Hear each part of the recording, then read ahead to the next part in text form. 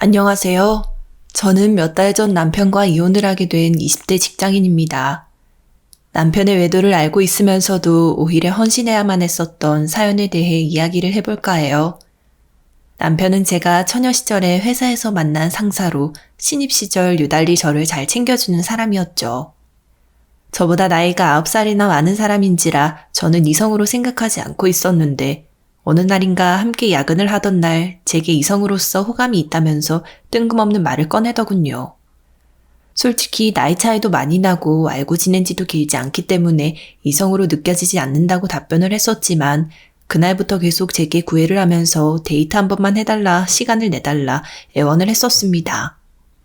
중학교부터 대학교까지 여중, 여고, 여대를 다녔었던지라 남자의 면역이 없었던 게 원인이었을까요? 식사 한 끼 같이 하는 것에서부터 시작해서 영화 관람 등 데이트라고 할 만한 자리를 자주 갖게 되었죠. 제 생일에는 선물이라면서 값비싼 태블릿을 선물해주기도 했었어요. 이런 선물이 부담스러워서 제 나름대로 갚으려고 하다 보니 만남이 지속되었고 점점 호감을 갖게 되어 사귀게 되었고 마침내는 결혼까지 하게 되었습니다. 부모님은 제가 아깝다면서 많이 반대를 했었지만 저는 남편이 친절한 사람이고 제게 잘해준다면서 반대에도 불구하고 결혼까지 하게 되었습니다. 남편은 저와 결혼을 하고 나서부터는 갑자기 사람이 달라지기로 한 것처럼 싸늘한 모습을 보이기 시작했습니다. 결혼 전만 해도 친절하고 사람 좋던 남편이 왜 달라진 모습을 보이는지 알 수 없었죠. 허심탄회하게 얘기를 해보자면서 물어봐도 답을 알려주지 않아 속이 타들어만 갔어요. 울면서 시부모님에게 이런 문제로 힘들다며 하소연을 하자 놀랍게도 남편에 대해 믿기 힘든 비밀을 그제서야 털어놓으시더군요. 남편은 저와 결혼하기 전 여러 여자를 번갈아 가며 만나던 소위 플레이보이 같은 남자였습니다. 한 사람에게 정착하지 못하고 계속 여자를 갈아치우는 모습 때문에 집에서 쫓아내고 모든 재산을 남편의 형인 아주버님에게 물려주겠다는 아버님의 울음장이 있고 나서야 정신을 차리고 저에게 정착했다는 말을 들을 수 있었죠. 하지만 결혼을 하고 나서도 여전히 그 기질을 고치지 못한 것 같다면서 혀를 차시는 모습에 억장이 무너져 내리는 듯한 기분이었습니다. 결혼을 한 지 불과 2달도 되지 않았고 갓 신혼여행을 다녀온 참인데 애정이 식다니. 이게 무슨 말도 안 되는 소리인가 싶었고 믿기 힘들었지만 받아들이는 수밖에 없는 현실이었죠. 남편은 저와 각방을 쓰고 부부관계도 하지 않은 채로 지내겠다고 말했습니다. 하도 억울해 솔직한 심정을 물어보니 남편의 대답이 아주 걸작이었죠. 결혼하고 나면 나도 한 여자한테 정착할 줄 알았어. 남들처럼 나도 평범하게 한 명만 좋아할 수 있을 거라고 생각했다고. 그렇게 말하는 걸 보니 아니었나 보네. 미안한데 사람 마음이 생각대로 흘러가진 않는 법이잖아. 너도 바람핀다고 해도 내가 뭐라고 안 할 테니까 알아서 인생 살아. 만약에 이혼하고 싶다고 하면 해줄게. 이혼하자, 까짓 거. 어떻게 사람이 그럴 수 있어? 당신이 내조에만 집중해달라고 말해서 나는 기껏 취직한 직장도 관뒀는데. 취직하면 되잖아. 내가 퇴사한 직장만큼 마음에 드는 회사가 없다면? 그럼 안 다니면 되지. 하여튼 너랑 이런 걸로 말하고 싶지 않으니까 더 스트레스 주지 말고 각자 인생 잘 살아보자. 심심하면 내가 준 태블릿으로 드라마라도 보든지 하고. 그거 당신이 영화 본다 유튜브 본다 하면서 이미 가져갔잖아. 그랬나? 그럼 하나 장만하든가. 뻔뻔하다 못해 가증스럽기까지 한 남편의 태도 때문에 화를 내봤자 결국 제 손해라는 것을 알 수 있었습니다. 젊은 나이에 이혼을 했다는 꼬리표가 붙게 된 데다가 퇴사까지 한 마당이니 이혼을 하면 뭘 먹고 사나 걱정이 되더라고요. 부모님은 참고 살다 보면 남편이 달라질지도 모른다는 얘기를 하더군요. 저는 그 말을 믿어보기로 생각하고 집안일을 열심히 하는 등 남편에게 온갖 헌신을 다했습니다. 하지만 헌신을 했더니 돌아온 것은 배신이었어요. 어느 날 아버님이 출장을 갔다던 남편의 목덜미를 붙잡고 저를 찾으시더군요.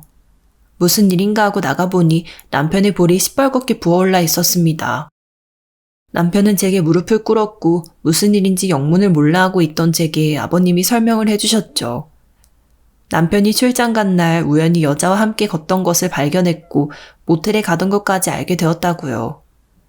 이 일을 어떻게 할까 아무리 생각을 해봐도 제게 정직하게 밝히고 용서를 구하는 수밖에 없다고 하시던 아버님의 말에 저는 간신히 정신줄을 붙잡고 버틸 수 있었습니다. 남편은 무릎을 꿇고 있기는 했지만 귀찮아서 하는 수 없이 한다는 기색이 역력했습니다. 아버님의 앞에서야 다시는 바람을 피우지 않겠다며 남은 평생 동안 제게 헌신하겠노라 말을 하고 있었지만 빈말이라는 게 훤히 보였죠. 아버님 역시도 이를 알고 있는 눈치였지만 제가 평상시에 며느리로서 헌신해왔고 시부모님께도 싹싹하게 잘해왔다는 것을 알고 있다며 남편을 포기하지 말아달라고 간곡히 호소하시더군요. 저로서는 솔직히 기가 찰 따름이었습니다. 아버님 또한 며느리인 제가 남편 때문에 받은 상처에 초점을 두시기보다는 남편의 남봉꾼 기질이 심하게 도질까봐 걱정을 한다는 것이 느껴졌거든요. 당장이라도 모든 것을 때려치고 이혼을 하고 싶은 마음과 별개로 저는 아버님의 말에 동조하는 모습을 보여드렸습니다. 아버님께 남편을 용서하기 힘들지만 아버님의 얼굴을 봐서라도 그렇게 하겠노라 답변을 드렸어요. 말과 달리 제 마음속에는 나름대로의 복수를 설계하고 있던 중이었죠. 아버님은 만약 이혼을 하게 된다면 많은 위자료를 챙겨주겠다고 말씀하셨고 남편을 용서하지 않아도 어쩔 수 없다고 말씀하셨죠. 남편과 함께한 세월이 그리 길지 않고 아이가 있는 상황도 아니었기 때문에 이혼이라는 경력이 남는 것에 비해 너무나 큰 손해라는 것을 직감할 수 있었습니다. 집안의 형편이 좋지도 않은 편인데 부유한 남편에게서 몇 푼 안 되는 위자료를 받아 무엇을 하나 하는 생각도 들었고요. 남편도 집에서는 저와 남처럼 지내는 것이나 다름없으니 이미 파탄난 것이나 다름없는 결혼 생활을 자기 개발의 기회와 시간이라고 생각하고 미래를 대비하는 것은 어떨까 생각을 하게 됐죠. 저는 그날로부터 남편을 위해서 새벽같이 일어나 아침밥을 차려주고 점심때 먹을 건강식을 챙겨주기도 하고 청소한 사진을 꼬박꼬박 남기며 남편에게 보고까지 했습니다. 물론 집안일에 헌신을 하는 것처럼 굴면서 집에 있는 시간의 대부분은 제가 자격증을 공부하고 자기 개발을 하는 것에 투자를 했죠. 남편은 집안일이라고는 손 한 번 대지 않는 사람이었던 덕분에 이런 저의 모습을 보고도 열심히 일을 하나 보다 막연히 생각할 뿐이었죠. 아버님에게 외도 사실이 발각나 단달이 혼쭐이 났던 남편은 제가 헌신하는 시간이 3개월 정도 지나고부터 다시 마음이 느슨해지는 것이 보이더군요. 출장이나 업무를 핑계로 늦게 들어오는 일이 점점 잦아지는가 싶더니 외박이 있었고 나중에는 말없이 밖에서 자고 오는 일이 일상이 될 정도였습니다.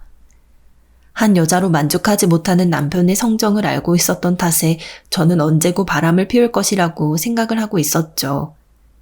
하지만 남편에 대한 애정이 이미 뚝 떨어진 저로서는 누굴 만나든 어디서 뭘 하든 아무래도 상관할 바가 아니었습니다. 다만 남편에게 꾸준히 메신저를 통해 집안일을 했다는 걸 보고하면서 제가 성실히 집에서 일을 하고 있다는 점을 강조할 뿐이었죠.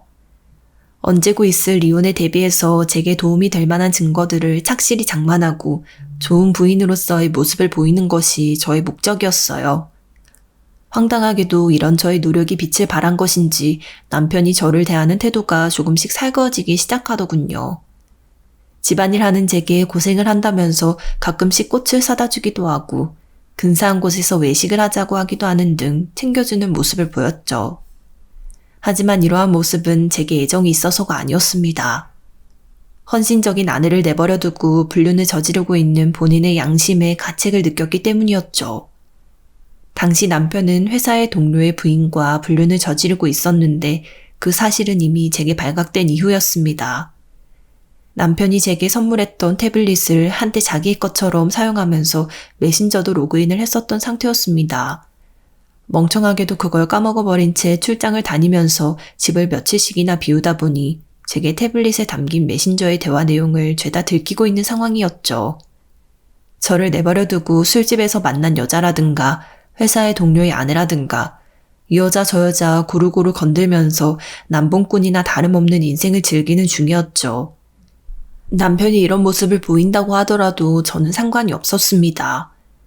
남편이 종종 술에 만취해서 늦게 들어온 날에는 잠든 남편 몰래 술병이며 가전제품을 박살내놓기도 하고 이 모든 것을 역시도 사진을 찍어두었죠.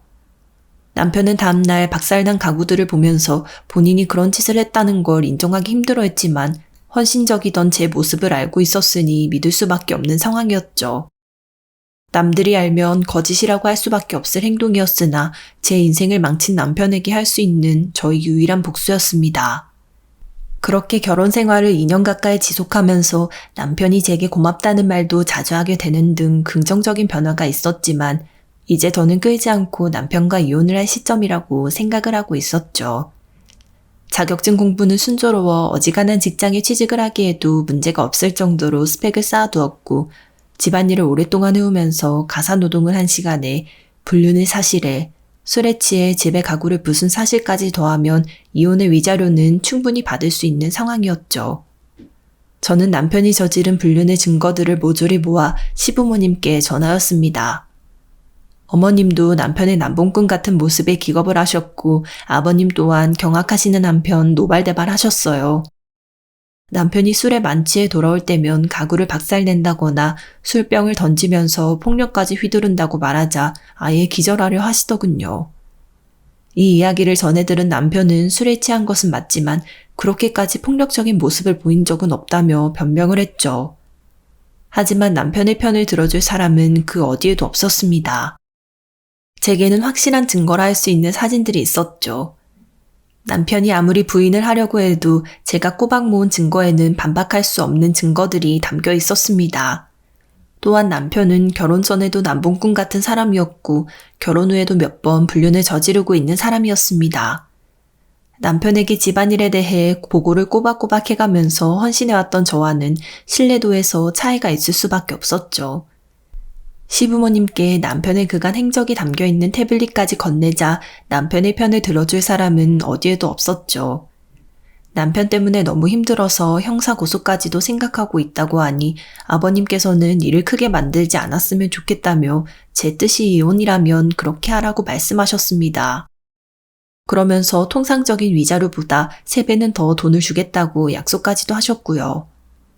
변호사를 통해 알아보니 놀라울 정도로 후한 금액이었던지라 남편 때문에 망친 저의 인생에 대해 어느 정도 보상을 받았다는 생각을 할 수 있었습니다.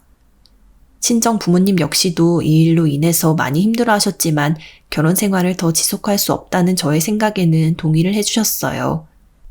이혼의 과정에서 제가 흔들리려고 할 때마다 저를 지지해주고 긴 인생에서 이러한 일은 오점이랄 것도 없다면서 많이 위로를 해주셨죠. 얼마 뒤 저와 이혼하게 된 남편은 이 일로 인해서 집에서 거의 쫓겨나다시피 하게 됐고 회사에서도 불륜 사실이 소문이 나는 바람에 해고를 당하게 됐죠. 남편은 일이 이렇게 되자 제가 거짓말을 해서 많은 위자료를 뜯어냈다면서 절 찾아와 따지더군요. 저는 이미 이혼한 사이이고 남인데 이렇게 불쑥 찾아오는 것은 뭐하는 짓이냐고 되물었습니다. 남편은 여전히 정신을 못 차리고 뻔뻔하게 본인의 힘든 상황만 내세우더군요. 나 집에서도 쫓겨나고 이제 완전 거지 신세나 다름없어. 직장에서도 잘려서 당장 생활이 힘들다고. 모아둔 돈은 너 위자료로 다 빠져나갔는데 돈이라도 좀 빌려주면 안 될까? 너가 이야기 부풀려서 위자료 더 가져간 거 내가 더 따지지도 않을게. 당신이 뭐가 이쁘다고 내가 그렇게 해야 하는데? 착각하나 본데 당신이랑 나랑은 이제 아무 사이도 아니야. 그리고 위자료는 아버님도 동의하고 내가 정당하게 받은 돈이니까 당신이 왈가왈부 할 것도 아니고. 그럼 조금은 염치 없는 얘기일 수도 있는데 한 번만 다시 기회를 주면 안 될까? 너라는 사람이 없어지니까 내가 얼마나 못된 인간이었는지 깨달았거든. 내가 잘못했던 거 너한테 헌신하면서 앞으로 갚아나가고 싶어. 알겠지만 직장 알아보고 취직하는 것도 쉬운 일 아니다. 내 일은 내가 알아서 할 테니까 각자 갈 길 가자. 너가 이럴수록 내가 더 집착하게 되는 거 알지? 튕기는 맛을 주려고 이러는 건가 싶기도 하고 그러네. 뭐 나쁘지는 않다만. 말하는 거 보니까 아직 정신 차리려면 한참은 멀었구나. 경찰에 신고하기 전에 조용히 사라져라. 인간적으로 기회를 한 번은 더 줘야 되는 거 아니냐? 그래도 우리가 같이 산 세월이 있는데 나도 이제 너가 좀 좋아졌고, 나 정신 차렸다고. 나 당신이 준 나 하라면서 선물해줬던 태블릿 덕분에 바람핀 증거 많이도 확보할 수 있었거든? 그런데 나 그거 박살내버리고 싶었던 게 하루 이틀이 아니었어. 비싸면 얼마나 비싸다고 그런 걸 선물 받아서 당신이랑 사람이랑 엮였나 후회됐었거든. 당신한테는 그런 게 얼마 되지도 않는 물건이었는데 말이지. 야, 그래도 내가 애정으로 준 건데. 그래서 기회를 줄 거라고 말 거라고. 인간아, 내가 너한테 날린 세월이 있고 당한 게 있는데 또 속겠니? 또 불쑥 나타나서 사람 힘들게 하면 경찰에 신고할 거니까 그렇게 알아. 남편은 신고할 테면 해보라고 세게 나왔지만 제가 112에 당장 전화를 걸자 당황하며 자리에서 도망치더군요. 제게 늘 갑인 것처럼 굴고 뻔뻔하게 그지없던 사람이 꼬리를 말고 도망치는 모습을 보이자 마음에 있던 응어리가 조금은 해소되었어요. 얼마 지나지 않아 저는 전보다 더 좋은 직장에 취직을 하게 됐고 아니 이제는 남이 된 전 남편은 여전히 정신을 못 차리고 제게 연락을 해오고 있습니다. 갖은 말로 절 꿰려고 하면서 동정에 호소하고 있지만 그 실체가 어떤 인간인지 알고 있기 때문에 절대 받아주지 않을 생각입니다. 저는 이 일로 인해 이혼이라는 경력이 생기기는 했지만 인생에서는 선하게 대하며 헌신할 가치가 없는 사람도 있다는 것을 알게 되었네요. 앞으로 또 누군가를 만나 인연을 맺게 될지는 모르겠으나 부디 전 남편과 같은 사람은 만나지 않기를 바라는 마음입니다. 사연 마지막까지 함께 해주셔서 감사합니다.